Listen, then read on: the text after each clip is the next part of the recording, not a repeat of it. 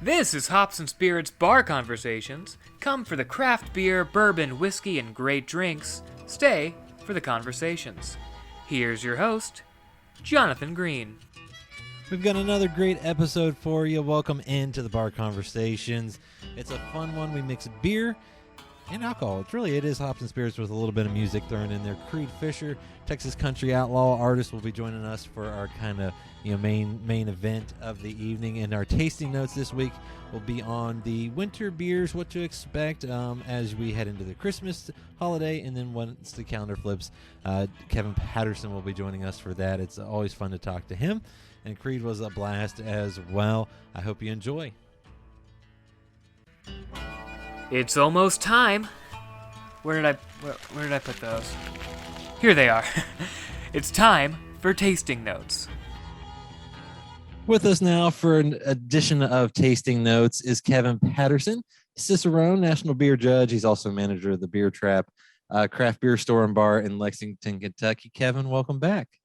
Well, thank you for having me, Jonathan. It's good to be back. Well, and it's good to be talking beer. We talk a lot of different things on this show, but beer is kind of where my, first love of all this came with. And, winter time is, I feel like, a weird time in the beer world because you see Christmas ales, holiday ales on the shelf now, but that might not be the case in a couple more weeks. So I figured we'd talk about how things change this time of year and kind of how that works. Yeah, we've kind of gotten past the summery months, the warmer months, and now for a couple weeks, maybe a couple months now, we've seen a shift.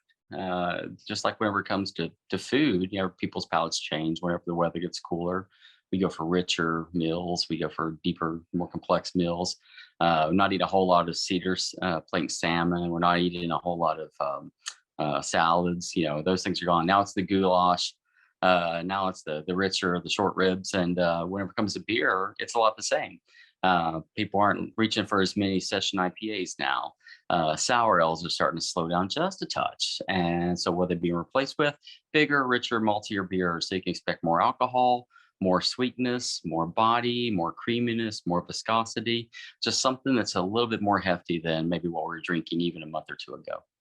Well, and I also feel like this time of year is when not all the breweries, but a lot of the breweries, especially ones that have barrel aging programs, tend to do some of their very big releases. Obviously Goose Island with their Bourbon County Stouts that came out just a little bit ago.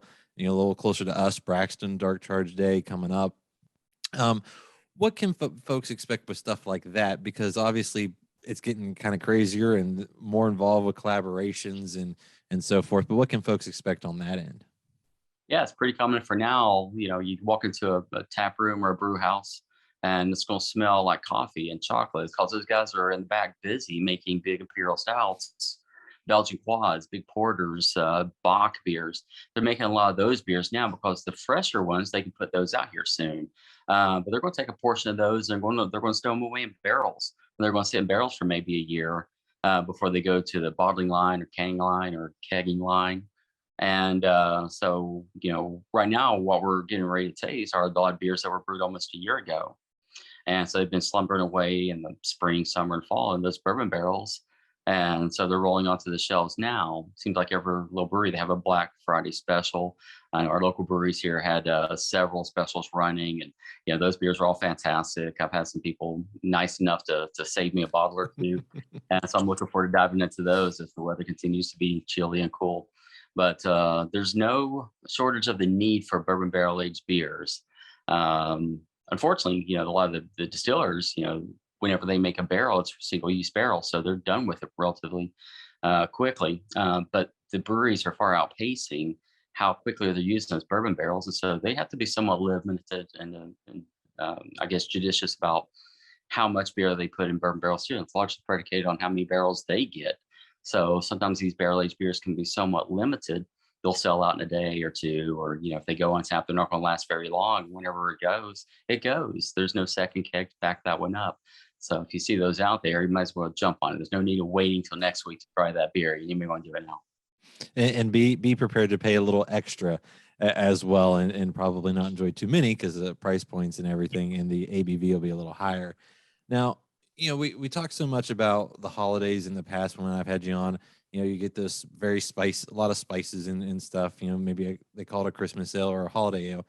When do we kind of see that transition into just regular stouts? Because obviously, come January, you're not going to see as many holiday and Christmas ales out unless they're just still sitting there because no one got them just yet. Yeah, there's a difference in philosophy there, and it's all marketing. It's not really a flavor change. But what happens is if a brewer decides, okay, I want to make a holiday ale, I want to spice it with the cinnamon, the nutmeg, the ginger, and I want to sell it for the holidays, they put something on the label that suggests it's a Christmas beer or Hanukkah beer or something kind of beer that's meant for the holidays, then it's going to sell real well up through the end of the holiday period. But if it has that holiday written on the label, after the holidays, they're going to sit there forever. They'll sit there to the 4th of July. No one's going to buy it. So the other changing strategy, if you're a brewer, make the same beer. You can spice it the same way, you can do everything the same way, but you don't put a holiday on the beer. What you do is you call it a winter warmer. There, you're getting customers maybe not buy it as quickly leading up to Christmas or the Christmas season, holiday season, but you'll see them sell a little bit better after the holidays because people don't perceive that as a beer that's expired or a beer that's kind of past its prime or anything like that. So a richer beer, spiced the same way, can still be enjoyed in January, February, and even parts of March. Well, and it sounds like a lot of neat options will be out there for folks, and like we always say, pay attention to the label because you never know what's in it. You might not like a certain spice or whatever, but also for the ABV because a lot of these are a lot heftier that you just got to be careful with. You do. Most of them are imperial status, which means they're going to go 8% or higher. And there's varying degrees of spiciness. Folks sometimes say, "Oh, I don't like Christmas ales; they taste like Yankee candles." Well, some do. Some people really do like that, but not all of them are spiced too heavily. I just had one by Fatheads last night called the Holly Jolly, and the base beer of an amber ale really stood tall. It's a really nice little beer with or without the spices. Now they add the spices to it, gives a little bit more allure. And of course, I've been wooed into thinking, oh, I'm going to open this one, get into it slowly, sip into it a little bit more carefully, because if it's overly spicy, I don't want to blast me out. But it didn't do that. It was actually really, really nice. So some of them can be very spicy. Some of them don't have to be so bad. Well, and Kevin, I appreciate it as always. And folks, I hope you enjoy a few good beers this winter. Anytime. Remember to check out Hops and Spirits on social media at Hop Spirits, all one word, on Instagram, TikTok, Facebook, and Twitter. You can also find Hops and Spirits on YouTube and at hopspirits.com. Joining us now on the Bar Conversations podcast is what I would call a pure Texan, an outlaw country music artist, better known as Creed Fisher. Creed, welcome on. What's up, brother? Thanks for having me. Absolutely. And sorry for, technical difficulties. I always say technology is great when it likes to work and play nice. Ain't that the truth? That's the truth. Well, since we are, I asked you this right before we came on, but I'll at least share what I'm drinking. I've got a little, because I'm talking to a Texan. I figured I'd have a little Texas whiskey, a little Still Austin. Are you a whiskey guy? I mean, I know you're drinking a little vodka and orange juice, keeping it simple tonight, but what's normally in your glass if you're drinking? I'm usually drinking bourbon. There you go. I like Crown Royal a lot. I like it, to be honest with you, I like the cheap stuff. I like Evan Williams. And then a little, some Texas whiskey is always good. But I love my vodka and orange juice. Tito's is made in Austin, so. No, I will never forget the first time my wife and I had Tito's. We were out at a restaurant, and my wife was like, "Well, I want she's getting like vodka and cranberry." She's like, "This was like 4 or 5 years ago." She's like, "I don't want top shelf. I don't want exactly bottom shelf." The server goes, "I got you." Came back with Tito's, and we've been a believer ever since. Potatoes, man, you can't go wrong. No, not at all. Now, for those that might have listened to you, might not know about you, your outlaw country is kind of the genre they give you. But what would you consider the type of music in your style? Well, it's definitely country. I always kind of call it Southern outlaw country. If I had to put it into a rectangular box. And why would you? I mean, because you could even say you're Texas country because you're from Texas. I mean, I think my music's bigger than just Texas, though. My music's about America, So, I mean, I try not to genreify my music, but it's definitely, I do everything from Southern rock to metal to traditional country, which is cool. No, and I've loved it and I've enjoyed it, and I've been listening to your latest album, Whiskey and the Dog, and we'll talk a little bit about that in a second. But I also have to ask: is your real name Creed Fisher? Creed is my middle name. It comes from my grandfather. Okay. Grandfather's name was Creed. His middle name was Creed. He was James Creed. I'm Christopher Creed. So it goes back to my grandfather, and my son's middle name's Creed. So yeah, it's in the family. And I feel like it stands out a little better than Chris. Just being honest. I think it's a no-brainer. It's part of my whole music career. Well, was picking out a name. Well, for some, it's not. I talked to the band Everett, and they're like getting down to the wire of putting out an album and trying to go on tour, and like book shows, and they still didn't have a name up until 8 months into their journey. Yeah, I think with me it was a no-brainer to drop the Christopher and just go with Creed. My grandfather, people called him Creed, so we were really close, and for me it was an easy choice. And obviously you have the new album out, Whiskey and the Dog. I know there's a song called that, but why? What's in the name for that? Was there any meaning, or did it just kind of click? What's the purpose behind that name, I guess?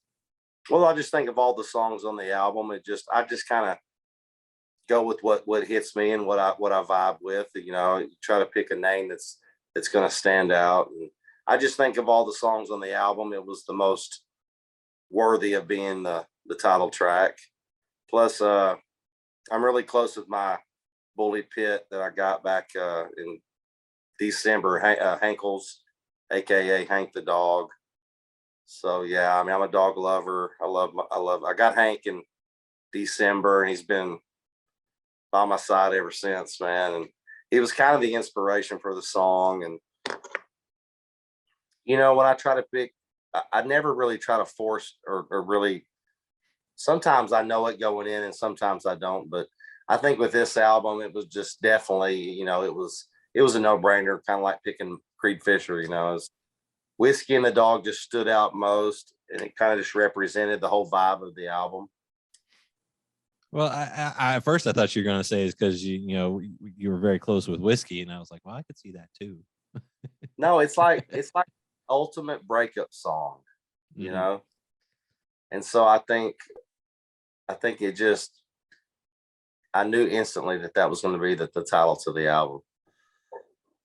Well, and listening to the album, you kind of have a little bit of range of kind of the songs on there. You have a little bit of what I call a fun song on there. I won't say it just in case my mom's watching. I enjoyed it. My wife, as soon as she heard the lyrics at the start, she knew exactly where you were going with it.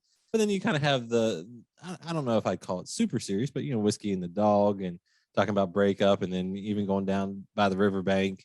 What can folks expect on this album? I just think it's a very well-rounded album. It takes you kind of on a roller coaster ride. You get, I had somebody comment, and I always love it when people say this, that I don't know, and that but he said, the way you put songs on an album matters, and on this album, he said, on one song, I had my drinks out. I was ready to drink. And the next song, I was in tears. And then the next song, I was busting out laughing. And so I think that kind of just represents the album itself. And that's what I was telling people at first, it's going to take you through a lot of different emotions. I just think the album really is just, it's got a little something for everybody on there. And you're reading up about you and kind of doing a little deeper dive, because like I said, I've enjoyed the music, but when doing something like this, I want to make sure I actually know a little bit about what I'm talking about, and not just throwing out random questions. I mean, were you reaching back to some of the past things that happened in life for this album too? Yeah, I mean, this album, I always, even if I'm writing, songs today, I always go back to all of my memories I have of the things I've been through. And there's songs on this album that I wrote, like I'm Crazy and You're Gone was on my first album that, that I don't sell it anymore. And I've kind of redone, several songs off that album. So I think the album goes all the way back to when I got divorced. And then all the way up to present time when I wrote Whiskey and the Dog and Hankles. So I think it just, it's just Creed Fisher. It's there's Hankles right there. He wants to be in the interview. But the album is just a compilation of stories about my life and things that I've been through, and just songs like Jesus, Haggard, and Jones is not necessarily things I've been through, but it includes people from my life, that have taught me this, this or that, everything that made me who I am, Well, and I was going to say, I guess that segues perfectly to my next question too, because reading about it, you didn't get into music right away. It wasn't like you were right out of college or something like that, just, hitting the bars playing. I mean, what eventually got you into music? Well, karaoke came out when I was about 19. I was in the Army. I was in Missouri when karaoke came out, and I'd always loved to sing, and I had a good voice. I knew I had a good voice, so I got into karaoke. I think that was really the first hints of it, and I realized I could sing. And then I think as time went by, I got out of the military. I moved back home. I went to work. I ended up getting married and having, I had 3 kids, and I raised my kids and stuff, but I always had that love for singing. And, I knew I had that. I grew up loving Elvis, and who doesn't want to do that, but I think for me, just the journey that I was in, my first love was football. So I was raising kids, and I was married, and I was working and playing minor league football. And then one day it all ended. One day I got divorced, and I had to quit playing football in a matter of a year, so it was just kind of a reawakening, a reinventing of who I was. And, I had to change. I mean, I had to adapt and go into this new phase of my life. And that was music, and I think it wasn't easy. It was a lot of hard times back then, but obviously that's what makes you, who you are as an artist. When you finally get down the road and you look back, you really appreciate those days, man. Even though it wasn't pleasant at the time, you really appreciate where you come from, and knowing, that you made it through a lot of hard times and hard situations. Well, and I read too where a Little Blue House played a big role in that too. Can you explain that and kind of give folks a little insight into how that kind of changed everything? Because I'm guessing that was right after all of it happened, right? It was just a matter of being at your lowest point. You're struggling, you're clawing, you're just fighting to stay above water. And I think for me, when you're a working man and you go through a divorce and you have, 3 kids, and it just is what it is, man. Half of my paycheck went to child support, so I was struggling. And the little Blue House just represents what I was able to find. It was on my street that I grew up on, and it was a home, man. It was a home that I never had, so it just represents to me like my beginning, where I started, where I found out who I was. I discovered who I was in that Blue House. I discovered I was an artist. I had it in my heart to do music. And so that Blue House means a lot to me. I always think, you got to give a lot of credit to where you come from. And that little Blue House just represents where I started, I guess, is what I'm trying to say. I was gonna say, I guess you could even say that's where Creed Fisher was born or Was reborn. I mean, I was in that house. That's where I learned to play guitar. My Uncle Poop sat there, you know, and I couldn't play for very good. And he would sit there and listen and just, I always had good lyrics though. You know, always had good things to say. And I wouldn't trade those memories for nothing, man, because I didn't have nothing but that little blue house. It was so tore up. I had to redo the whole inside of it. But, you know, we put a lot of hard work in that and a lot of blood, sweat, and tears. And that was my home for about, I want to say about 6, 7 years. That was my home. And then I finally made it out of Odessa, Well, which, you know, I'm glad I did because I needed to be doing what I'm doing here.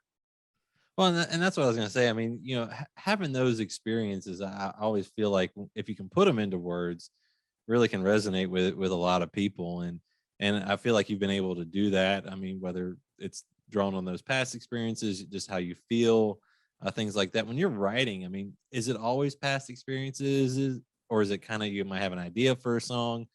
You know, because I'm always interested because some people always approach that a different way. Well, I think you want to write songs that are come from a lot of different angles. You obviously don't want to put the same song out over and over. I think for me, you know, it's just a lot of different ways. I mean, I write about things I've been through. I write about things that I believe in, you know, and even if, you know, I think to write a song or even I think even if you did, because like for instance, my song "Faster" is about a gunslinger in the Wild West. Obviously, I've never done that, but I just think if you feel it in your heart, and I think it comes through whether you've actually lived that or not, you know. And I think the way I write about things that I care about, I guess if I had to characterize it all in one, I just write songs about dysfunction, about not being perfect. I write songs about the country that I love, America, and about the what you know, calling out things for what they are, you know, and supporting our veterans, and that's all part of it. With you know, kind of all part of what I do. But I write a lot of songs about drinking. You know, I write a lot of songs about just not giving a damn. You know, And do you ever have that point? Because I grew up a writer. When I say writer, like that's kind of my day job these days. Not writing books. I can't write that many words, but um, you know, sometimes it comes out really good, and then sometimes I'm like, I got to completely scratch that out. I mean, do you have that writer's block too, or where man, you're like, man, that sounded great. You go back to the book and look and go, what the hell was I doing that night? I think I wrote so much when I first got started that I had so much built up inside of me that I think I probably wrote more songs than most people do in their whole career through that time of my life. So I think for me, I've never had to really push. I've never had to I've never had to really stress over writing. I've always had so much material that I didn't have to worry about that. I've only written under pressure a few times where someone said, you know, can you write me this song about this or that? And like, for instance, Be the Hope during the COVID situation. But I think for me, it's just a gift, man. It comes easy. It's very easy for me to, obviously, as you're younger, your mind is, the synopses are firing way harder, you know. But I think for me, it just comes easy, man. You know, like these days, I mean, I'm a lot of songs I'm putting on these albums are songs I wrote years ago, either, you know, whether it be a couple years or 8 to 10 years, you know. But I just think for me, it kind of comes easy. You know, I haven't had to really push myself to, you know, I know a lot of writers have writer's block and whatnot, but I think with me, man, just these days I just write in spurts. You know, I don't really sit down, and it just kind of comes to me at certain times when I'm on the road or whenever. But it definitely doesn't come as much and as fast as it used to. Hungry, you know, but plus I've written a lot of songs. You know, I put a lot of material out, so I think these days it's a little bit slower, but I think it still comes. And I think these days I've just really been able to kind of focus in on what kind of song I want to write and what message I want to have in the song. And it's really kind of cool not to have to really write much anymore because I have material out. My next album, Rebel in the South's already done. That's 14 more original new songs. So that's 28 original new songs in the last few months, 6 months, so I think it's nice to kind of just be able to slow down and just be able to write when the inspiration comes.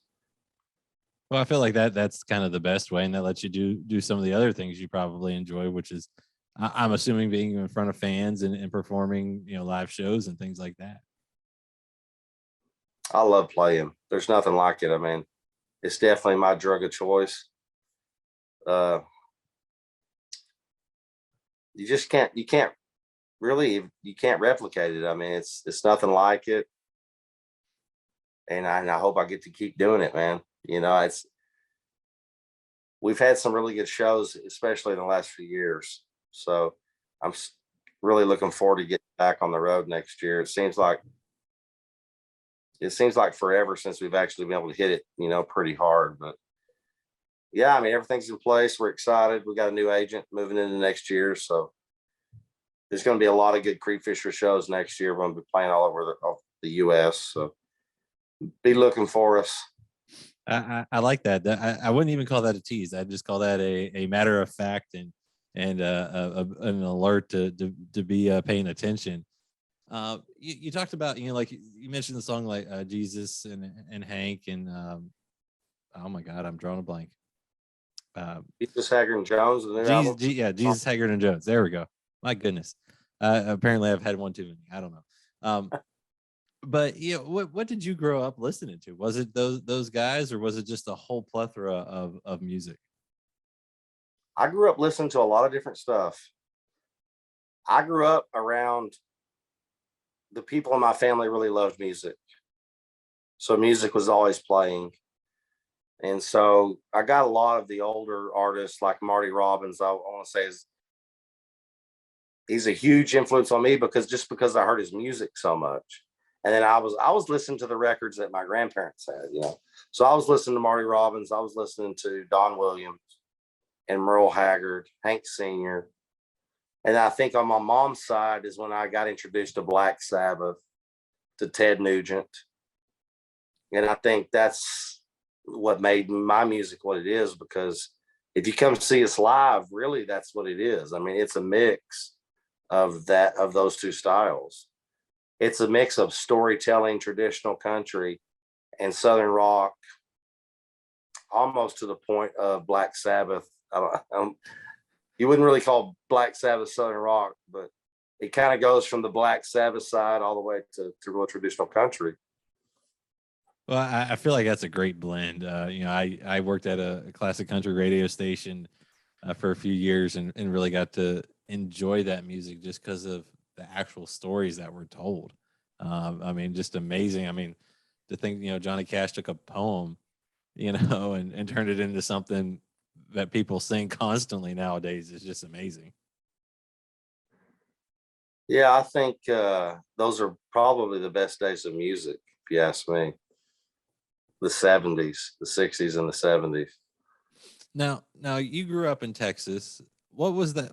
How has that impacted just everything about you? I mean, from maybe the music style to just who you are. Because I feel like I have a brother and family that live in Texas, live in the College Station area. I got some family in Houston and stuff. And I feel like once you're in Texas, it just sucks you in a good way, not in a bad way. But I mean, Texas is, I feel like something a little different than other places. I feel like Texas had a huge part in making me who I am. I'm extremely influenced by the state that I come from, and I wouldn't want to live anywhere else, and I'm proud to be from Texas.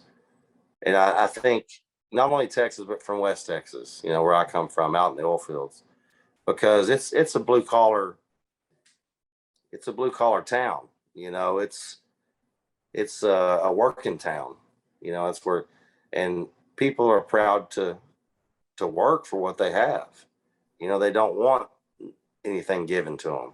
They want to work, and they want to provide for their families, and have pride in their hands and their work. And I just think, I don't know people that are getting Ohio tattoos. So yeah, I'm extremely proud to be from Texas. I mean, it's everything about Creek Fisher exudes Texas. I mean, the way I feel about Nashville, and when I say Nashville, I don't have anything against the city of Nashville. I love the city of Nashville, but I mean, the way I feel about Music Row, I don't have to tell you. You can go listen to my music, and that just comes from that Texas pride. Just, we're not going to be told what to do, who to be. We're not going to be told what our music should be, and I'm proud of that. And I think Waylon was proud of it, and I'm proud to carry on that tradition. Well, I was gonna say, I mean, you've brought kind of that attitude back, and it's fun to hear it, and it's fun to kind of see the new wave of it, to some degree. I feel like this also goes with my next question, because that attitude of just kind of hard work and go about it your own way. You basically did that, because it's not like you did what maybe say a Zach Brown band did and played 5,000 shows a year at colleges all across the country. You just kind of were doing your own thing, posted stuff online, and then it kind of took off. I mean, why was that? Just kind of what you wanted to do and what you figured was best for you? It's just the way the Lord played it out. I couldn't have micromanaged it. I couldn't have changed it if I tried. I don't think if I'd have tried to go into music when I was in my 20s that it would have worked out. I think it happened when it was supposed to. It happened when it was right for me. And, I mean, it takes a strong person to say the things that I say. It takes a person that's not afraid to speak his mind. And I think when you're in your 20s, I don't know if you're quite there when you're in your 20s, but when you get in your 30s, you mature, you get in your 40s. I've lived a lot of life, and my beliefs are pretty strong, and they're based on 47 years of living, so I just think with me, man, it just played out the way that it was supposed to. And something, we can't control these things, if we tried to control them, it wouldn't work. No, I mean, I think you're spot on with that, and I totally agree too. Because as someone that's now in my mid-30s, thinking back to when I was in my early 20s, mid-20s, man, how everything has changed. It is completely different on the thought process and everything. Just having that bit of life makes such a big difference. Yeah, and just being able to get those years. I mean, I'm always stirring that pot. I think I stir that pot more than anybody else. I really, I really try to get under their skin, and I just say what I feel, and I think my new album, Rebel in the South, says more than I ever have. It's kind of the exclamation point on it. But, I love country music, and I'm always going to be in the trenches fighting for country music, regardless. Well, and you touched on this a little bit earlier too about, I'm kind of going to bring this a little full circle because, obviously you performed online or, put your songs up online, things like that. What was it like when you then went and performed in front of people? Because, I mean, I know just being in front of people live has got to be, as you said, an amazing feeling. Because, I mean, there's just something about people cheering and wanting to be there, wanting to hear you. But, I mean, what was it like transitioning from maybe a behind the scenes type thing to then being in front of hundreds, thousands of people? It was terrifying. Were you shaking? Because I'll add this. I've been on live TV a few times. The first time, I'm pretty sure you could have seen my hand go like that the whole time. I think that you have all different levels of, of nerves and stuff. I'll go back all the way to my very first performance in front of people. I got up and played at a karaoke bar that I had been going to for a long time. And I got up and played my guitar. Completely bombed. It sucked. They were looking at me like, Lord Creep, we know you can sing, and we're going to give you a pass on this. So yeah, I mean that was the very first time I ever stood up and tried to play guitar and sing in front of people. And I think if you can't get past that, you'll never make it, because you have to be scared to death. And I thought I was scared that day, and then you go to a point where, I went to Fort Worth and I had to play to eat. And so I had to get out there and I had to do it. And then I went back to my hometown and opened up for Travis Tritt. And it was a sold out show. And we were both acoustic. So I'm peeking out the corner of the curtain, and there's people. I mean, it's sold out. Everybody's just sitting there. It's a theater, It's not like they're standing up talking to each other. Yeah. They're just sitting there waiting for you to come out. And that's the most nervous I've ever been. And that's the most nervous I'll ever be. And if I didn't step out on that stage, if I hadn't fallen on my face, first and foremost, before that, I would have never have gotten to that point. And if I didn't take that chance, I wouldn't be where I'm at today. And I was scared to death. And I went out there and I did it, and I did good, and I didn't screw it up. And I don't think I could ever be nervous. I think maybe if I went on like Ed Sullivan or like, a late night show, I might be kind of nervous to that extent. But ever since then, I've never really been nervous for another show. I was gonna say, there's something different about being the only person out there on the stage. You don't even really like with the band. You got at least some people behind you. It's just you in a spotlight, and they can hear a pin drop. Yeah, because can't make even one little mistake. They're gonna know. Yeah, I was gonna say, because in a theater, if they're just sitting there and they're not talking, it's like almost like they're there for a play, and it's totally different. I was nervous, man. I was very, very nervous, but it ended up being a great night, one that I look back on and I really cherish, man. But that was my the most nervous I've ever been to play. I don't really think I could ever be nervous since then, Well, and too, obviously, I see the smile when you're retelling the stories, things like that. You also just like to have fun too.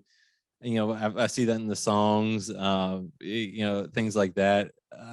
What is it about just having a little bit of fun? Is that kind of what keeps you grounded, or is that's just Creed? I just think it's just who I am. I like to have fun. I fancy myself as a part comedian, I like to crack up and to be funny, and that's just who I am. It's the only thing that keeps me sane, to be honest with you. I mean, are you going to go up on a stand-up tour here soon too to have a little fun? No, I don't think that I could do that, man. I got a lot of respect for those guys. I like to do it while I'm playing. I have a lot of music to keep them entertained, and then I can throw in my stand-up in between the songs. So, I would be frightened to have to actually stand up and do what those comedians do in 30 minutes like that, or an hour. But we're all gifted at something, and that's not it for me. But I feel like I am a funny guy. I feel like I'm always off the cuff. I'm always making my fans laugh, and I think it helps just me. If you can't laugh, you got to laugh, man. You got to keep a smile on your face, and life can try to get you down, but you really have to not take things too seriously. Don't take yourself too seriously, and that's just kind of how I roll and operate. I was gonna say, I mean, it comes through on your albums, like you said earlier. You got a song that makes you laugh, maybe makes you cry, maybe makes you, I don't want to say angry, but at least a little bit like jacked up. You go through all the emotions, and that's what music's supposed to do. It's supposed to bring emotion to folks. And I guess I'll wrap this up with, did you ever expect this to be your life? I mean, making music, releasing albums, going on tours. Did you ever expect that while you were working in the oil fields and things like that? I think faith is one of the hardest things to have in this life.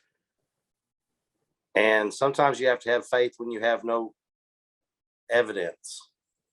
You know, it's easy to have faith when you have lots of evidence that you're going in the right way, in the right direction. To have blind faith is hard. And I think, you know, I always thought I would be here. I always dreamed I would be here. And I always really prayed that I would be here. But I didn't necessarily believe I would be. You know, it's very rare. The numbers of people who make it, who have done what I did, it's very, very rare that you actually get where I'm at. And so I always thought I would, to be honest with you. I always really had a belief in it in my heart. I think if you don't believe in it, it's really hard to sell it to other people.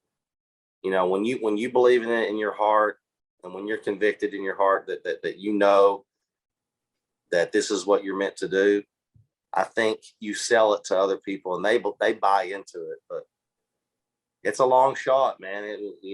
There's not many people that make it to where I'm at, that just do it on their own, you know, and don't kiss butt and tell it like it is. You know, it's not an easy road, but I always believed I would be, to be honest with you.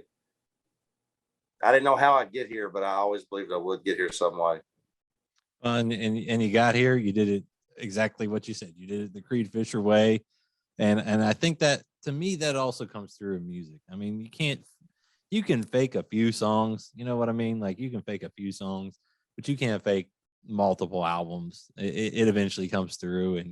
And I think that's what I love about you and love about your music.